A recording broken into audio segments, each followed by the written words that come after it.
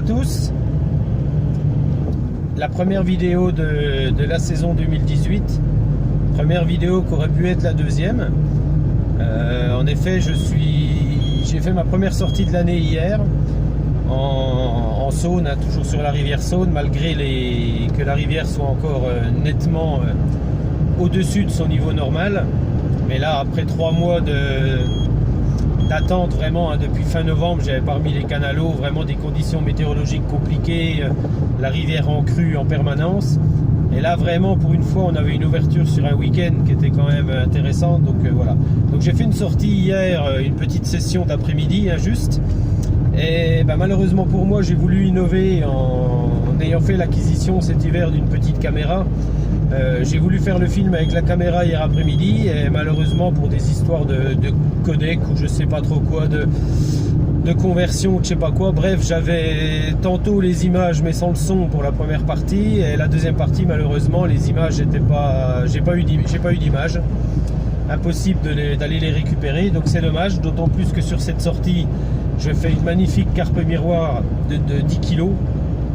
Et ça m'aurait vraiment fait plaisir de la montrer à tout le monde, mais je suis franchement dégoûté pour une fois que je fais une image avec la caméra.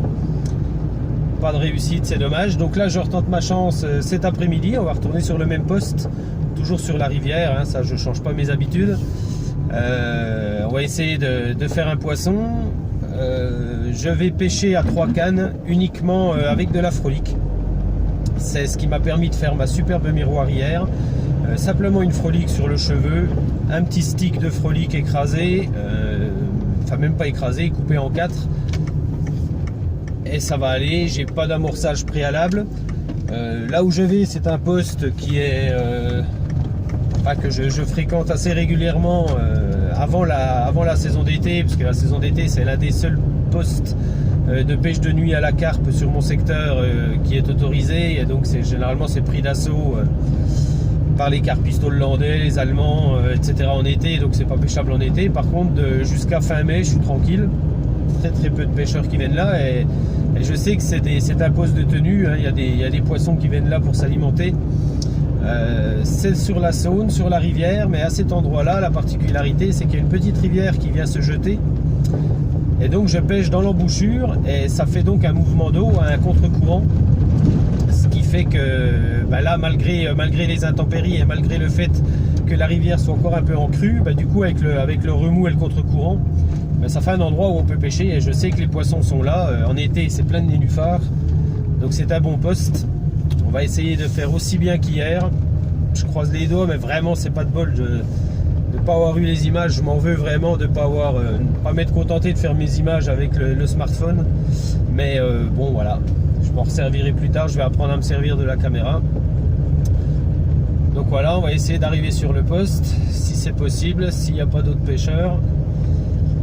Et puis je vous retiens au courant dès qu'on arrive. A plus. Voilà, alors je viens de m'installer sur le poste. La rivière s'est quand même bien calmée par rapport à hier au niveau du courant, au niveau de la couleur. Ça commence à devenir un peu meilleur quand même. Donc là je vais pêcher à 3 cannes. Les 3 cannes vont être... Je vais pêcher exactement de la même manière pour les 3 cannes. À savoir, j'espère qu'au niveau du fond ça va aller, voilà. Voilà mes montages que j'utilise. Si je m'accroche pas le pull avec. Voilà.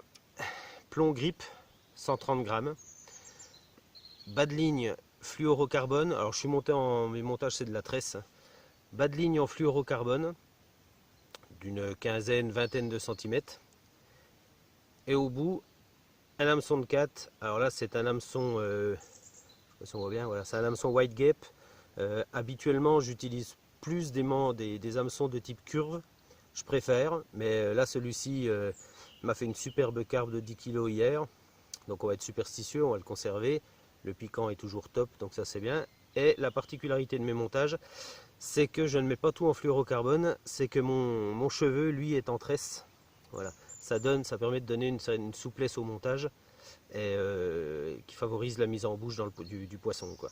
Donc voilà, montage tout simple, montage corps de tresse, un plomb de 130 grammes en grippe et l'hameçon taille 4, sur lequel je vais simplement écher un frolique. pas faire de fioritures. C'est comme ça que j'ai procédé hier, c'est comme ça que je procède jusqu'à la saison chaude, parce que pêcher avec des froliques, dès que la température de l'eau se réchauffe, il faut changer lèche quasiment toutes les 30 minutes, hein, ça se décompose très vite. Alors que là, on est sur une eau qui a dû remonter un peu, qui doit être à 6 ou 7 degrés. On peut quand même pêcher avec 1h30, voire parfois 2 heures, sans être obligé de relancer les montages. Donc pour la saison froide et le printemps, moi j'aime bien pêcher. Donc moi voilà, hein, lèche ultime pour moi c'est ça, que tout le monde connaît. Viande, attention, parce qu'ils font les mêmes en légumes aussi. Je dis pas qu'on peut pas prendre de poisson avec, ça se trouve on en prendrait aussi, mais c'est surtout celle-là. Donc je lèche tout simplement sur le cheveu et j'y rajoute un petit stick, voilà, de frolic que je concasse en 4, juste pour être sûr que le montage pêche bien. Parce que je dépose pas, je lance, donc voilà, j'accroche le stick après le plomb. J'accroche le stick ici et je reviens remettre mon plomb dessus, mon hameçon dessus, comme ça je suis sûr que le montage est bien pêchant. Alors ça a ses avantages et ses inconvénients. C'est vrai qu'en rivière, le fond où je pêche est souvent vaseux. Alors de mettre le stick après l'anneau du plomb et de venir remettre l'hameçon dessus, bah forcément s'il y a beaucoup de vase, c'est quasiment l'ensemble qui va partir dans la vase, mais c'est un risque que je prends. Comme ça au moins je suis sûr que si la dépose au fond est bonne, je sais que le montage sera pêchant, il n'y a pas de risque d'emmêlage en procédant de la sorte. Donc là on va juste accrocher le frolic à l'hameçon. Alors j'essaie de choisir un frolic généralement assez épais. Voilà. Alors juste une petite astuce pour les frolics, enfin c'est pas une astuce, c'est plus un conseil. Pour les piquer sur l'aiguille et pour le mettre sur le cheveu après, franchement, utilisez des frolics frais. Parce que les frolics qu'on garde, moi-même j'en ai gardé, je peux vous assurer que quand ils ont séché un peu, pour les mettre sur l'aiguille et ensuite sur le cheveu, c'est une belle galère, parce qu'ils ont tendance à se casser, hein, forcément, ils ont séché un peu. On s'énerve, ça tient pas à l'hameçon, donc utilisez des frolics frais. Les autres, si vous ne retournez pas pêcher dans la semaine, encore une semaine ça peut se conserver, mais au-delà, soit vous les balancez en amorce, soit vous les conservez, vous les congelez, et vous vous en servirez par la suite en amorce, ça marche très bien en amorce. Mais pour écher, quand on sait que 1,5 kg de frolic ça coûte 4 €, faut pas se priver, c'est une éche qui est quand même largement abordable à un prix correct. Donc autant pêcher avec des appâts frais, c'est valable pour les frolics, c'est valable pour les bouillettes aussi, hein, autant pêcher avec des bouillettes fraîches. Moi cette année j'ai fait le pari, enfin c'est pas le pari, c'est un choix que j'ai fait, je vais pas pêcher à la bouillette. Je vais pas pêcher à la bouillette, j'ai pêché l'année dernière à la bouillette. La rivière, la Saône où je pêche est très peu fréquentée par les carpistes. Donc les bouillettes, les carpes n'en voient quasiment jamais. Un petit peu sur ce poste-là, parce que comme c'est un poste de carpe de nuit, il y a quelques carpistes qui viennent pêcher, mais autrement très peu. Donc je préfère rester sur des éches naturelles. L'année dernière j'ai pêché à la bouillette. J'ai constaté une chose sur cette rivière, c'est qu'à chaque fois que j'ai fait des carpes, j'ai jamais fait une carpe avec une bouillette dense. Jamais. À chaque fois la bouillette était surmontée d'un grain de maïs flottant. Donc je me dis, est-ce que c'est le parfum de la bouillette, la couleur de la bouillette, est-ce que c'est plutôt l'appât flottant, qui ressemble à un grain de maïs, est-ce que c'est plutôt ça qui les a attirés? Vu que j'ai jamais pris de bouillette de carpe avec une bouillette dense, je vais partir sur le fait que c'est plutôt le maïs qui les intéressait. Donc cette année, tant que je pourrai pêcher à la frolic, je vais pêcher à la frolic. Et sinon sur les autres cannes, ça sera systématiquement soit un chapelet de maïs, soit des tiger nuts. J'ai jamais pêché à tiger, je vais me lancer à ça, j'en ai acheté. Voilà, je vais pêcher, mais je vais faire surtout de la graine, autant que je pourrai. Je vais essayer, alors c'est sûr que la graine, il y a les indésirables, il y a les blancs, mais c'est un risque que je prends. Après on verra en fonction des résultats. Mais j'ai pas trop envie de pêcher à la bouillette cette année, ça me dit rien. Et je vais essayer aussi la pomme de terre, très important. Je vais faire une ligne à la pomme de terre cette année. Je ferai un petit tuto là-dessus au courant de mes vidéos. J'ai envie de repêcher comme nos grands-pères pêchaient, comme j'ai appris à pêcher la carpe. Voilà, j'ai envie de repartir sur des fondamentaux. Et la ligne à la pomme de terre, ça me tente, parce que quand on était gamin, on faisait du poisson avec. Je vois pas pourquoi aujourd'hui on n'en prendrait pas. Voilà. Donc je vais revenir à une pêche, on va dire, traditionnelle, pour mon plaisir, hein, simplement. Hein. C'est pas pour faire croire aux autres que c'est meilleur, mais voilà, je vais essayer comme ça. Alors, on va écher le frolic. Tac, pas trop tirer fort, sinon il reste dans les doigts. Voilà ce que ça va donner, hein. Voilà. Et puis là-dessus, on va mettre un petit stick. On va préparer ça. J'ai 3 cannes, j'en avais déjà préparé 2, donc tout simplement hein, du filet soluble. Alors filet soluble, je vais faire une petite parenthèse là-dessus. Quand je vois les grandes marques, le prix que vous payez pour les filets solubles, franchement, soit on est des couillons, soit on est attiré que par les marques. Quand je vois des grandes marques qui vont vous vendre 5 mètres de filet soluble pour 8, 9, voire 10 euros, chacun fait comme il veut. Hein. Moi, pour info, je les achète sur eBay.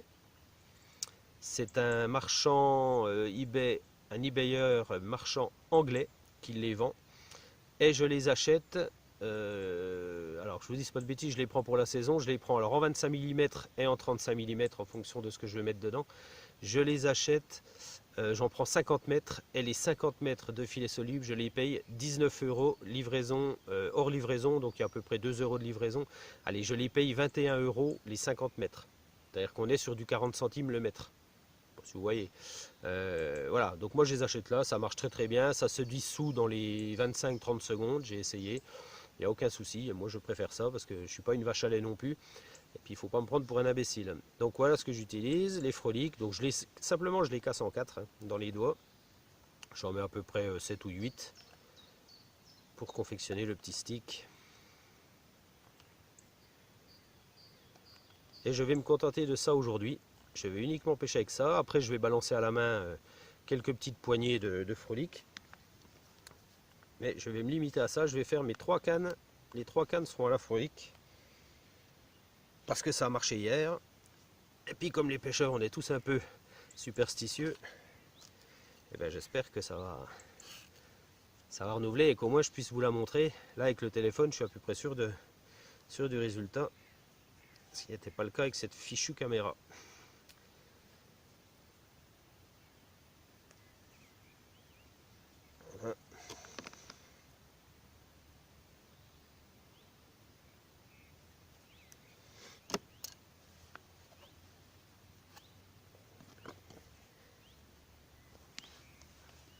Allez, on va accrocher ça sur la graffe rapide. Sur l'objectif, c'est que ça tienne pendant quelques secondes, hein, pas plus, le temps de la dépose. Je pêche, il y a 1m50, 1m70 de fond. Donc voilà, ça va vite. Hop, et voilà le montage.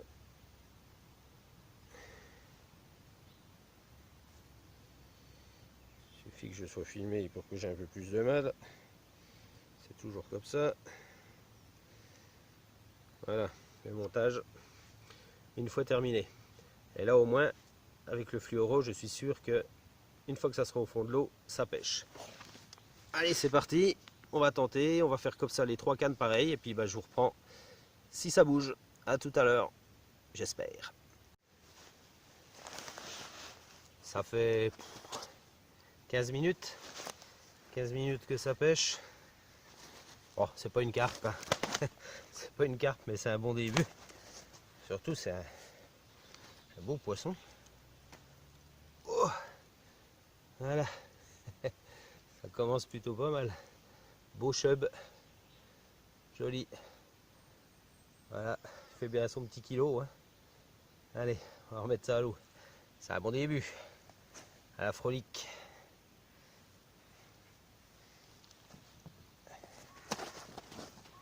Eh oui, on va te remettre à l'eau. Ça fait à peu près 2h30 que je pêche. Le bilan il est globalement maigre. Hein. Le chevenne pris en tout début de session, un gros chevenne. Hein. Et puis il y a 15 minutes, un départ qui m'a emmené directement dans un buisson. J'ai senti un peu le poisson, donc c'était pas une carpe, hein, c'était un gros chevenne. Hein. Généralement quand ils partent en fusant comme ça, sans donner de coup de tête sous les buissons, c'est un chevenne et puis du coup il m'a cassé. Il s'était pas encore tanké, mais je sais pas, apparemment, enfin je sais pas, c'était pas Bon, j'ai pas de cassure au niveau du bas de ligne, c'est vraiment le bas de ligne qui est parti. Donc est-ce que la graffe s'est décrochée? Je sais pas. Enfin bref, peu importe, c'est pas le plus important. Par contre, ce que je me rends compte, c'est que là je viens de retendre mes cannes. C'est que sur 3 de mes cannes, j'en avais 2 qui n'avaient plus le Frolic au bout. Et j'ai pas eu de tape, hein, j'ai pas eu de touche. Donc c'est là, si je peux me permettre un conseil, c'est de, quand on pêche au Frolic, c'est de relancer quand même régulièrement les cannes. Ça a ses avantages, ses inconvénients. L'avantage, c'est qu'en rivière, on peut être régulièrement accroché avec tout ce qui passe dans la rivière. Donc effectivement, le fait de relancer plus souvent, c'est une bonne chose pour éviter toutes ces feuilles, toutes ces branches qui s'accrochent dans le fond. Chose qu'on n'a pas forcément en étang vu qu'il n'y a pas de courant. Donc relancer souvent, c'est un avantage. Après, c'est un inconvénient parce que forcément, quand on relance, ça dérange le poisson. Encore que, je ne sais pas trop, en rivière, je ne suis pas persuadé que les poissons soient très perturbés par le bruit d'un plomb de 130 grammes qui tombe dans l'eau. Quand on voit tout le bazar qu'il y a entre les bateaux de plaisance, les péniches qui passent, les cygnes, le gibier qui traverse la rivière, enfin voilà, les poissons de rivière sont habitués au bruit. Je ne pense pas que ça les dérange plus que ça. Mais bon, oui, le conseil qu'on peut donner, c'est de relever les cannes, on va dire, au moins toutes les heures. En été, beaucoup plus, parce que forcément, le Frolic ne va pas tenir sur l'hameçon. Mais là, en mois de mars, l'eau est pourtant froide. Mais oui, j'ai remonté 2 cannes. Alors, je pense pas que les Frolics se soient barrés par dissolution. Hein. Je pense plus que c'est des blancs, voire peut-être même des écrevisses, qui arrivent à manger le Frolic sans déplacer le plomb de 130 grammes. Et donc, je ne sais pas depuis combien de temps ça pêchait pas. J'ai retendu il y a à peu près 1 heure et demie. Et ouais, il n'y avait plus rien au bout. Donc je vais me faire en sorte qu'au bout de 45 minutes, 1 heure, maintenant je vais relancer systématiquement avec un petit stick. Voilà. Donc le bilan, pour le moment, il me reste à peu près encore 1 heure et demie à 2 heures de pêche. Je vous coupe, voilà une voiture. Bon, je reprends, donc effectivement une voiture était arrivée sur le poste. Un petit 4x4 avec un couple de jeunes dedans, je pense qu'ils étaient venus pour s'amuser. Malheureusement, je suis désolé, j'étais déjà là, il va falloir vous trouver un autre coin les jeunes. Voilà, donc je disais oui, le bilan de cette petite session, enfin de cette double session du week-end. Donc hier, une pêche d'après-midi, exactement la même que celle d'aujourd'hui, avec donc une belle carpe à la clé, hein, une belle miroir pardon, de 10 kg tout rond. Malheureusement, j'ai pas les images et ça m'embête vraiment, mais bon, il y en aura d'autres, c'est vraiment l'ouverture de la saison pour moi. Enfin, j'espère qu'il y en aura d'autres. Et donc cet après-midi, un chevenne, une casse sur un autre chevenne probablement. Pas encore de départ plus que ça. Voilà, on va attendre, il reste 2 heures de pêche. On va pêcher jusqu'à 17 heures et puis on rentrera à la maison et puis voilà. Mais je suis satisfait de faire cette première, c'est quasiment une ouverture, enfin c'est une ouverture pour moi. Première session avec déjà un superbe poisson. Des conditions qui sont franchement pas idéales. Mais on en a eu des tellement pires que ça depuis le mois de décembre qu'il était grand temps de s'oxygéner la tête un peu et puis de retrouver le bord de l'eau et ça fait vraiment beaucoup de bien. Voilà, donc si je reprends un poisson, je vous reprends dans la foulée. S'il n'y a pas de poisson, eh ben ma foi, merci pour votre visionnage et puis je vous dis à bientôt pour de nouvelles aventures. Il y en aura d'autres, je l'espère. Ciao les amis, à bientôt.